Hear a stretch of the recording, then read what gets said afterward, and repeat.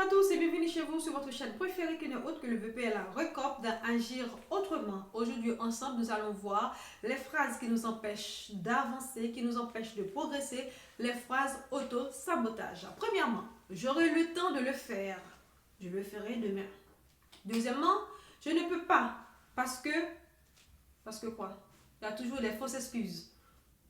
Parce que ce n'est pas encore l'heure, parce que j'aurai le temps, parce que ce n'est pas à moi de le faire. Troisièmement, je suis fatiguée. Et lorsqu'on prononce, on devient encore beaucoup plus fatigué. Lorsque je suis fatiguée, et bien vous allez rendre compte, vous allez devenir beaucoup plus fatigué. Parce que vous aurez toujours fatigué. Parce que quand vous travaillez, vous allez avoir toujours la fatigue. Mais lorsque vous prenez le mot fatigue, banalement, vous le prononcez, vous allez être vraiment fatigué. C'est des phrases, des mots auto-sabotage. Quatrièmement, c'est trop difficile. On le dit le plus souvent avant même d'avoir commencé la chose. C'est trop difficile. Est-ce que vous avez déjà essayé? Non. Mais c'est trop difficile, je ne peux pas arriver, je ne peux pas le faire. C'est phrase auto-sabotage. Et premièrement. Ensuite, on peut dire, je le ferai si. Si quoi? Si j'étais riche, si j'habitais ailleurs, si j'étais né dans une autre famille.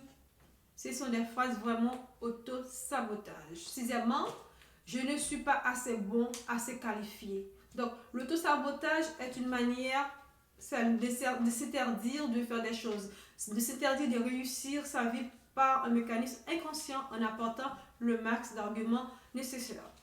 Donc, l'auto-sabotage c'est vraiment une personne qui se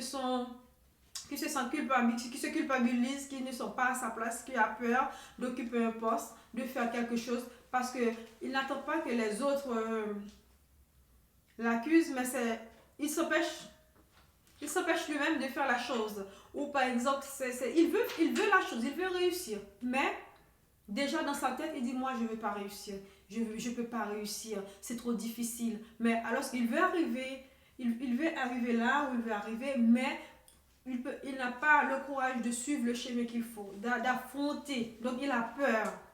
C'est comme quelqu'un qui est président, mais qui ne se sent pas à sa place parce qu'il ne se sent pas assez formé, il ne se sent pas assez bon pour diriger les autres, pour donner des ordres et tout.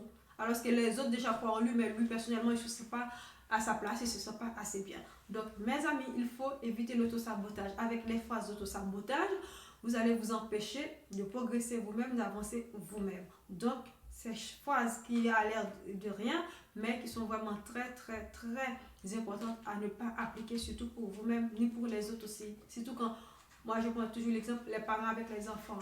Il ne faut pas prononcer, provoquer, tu vois, planifier des choses négatives sur vos enfants.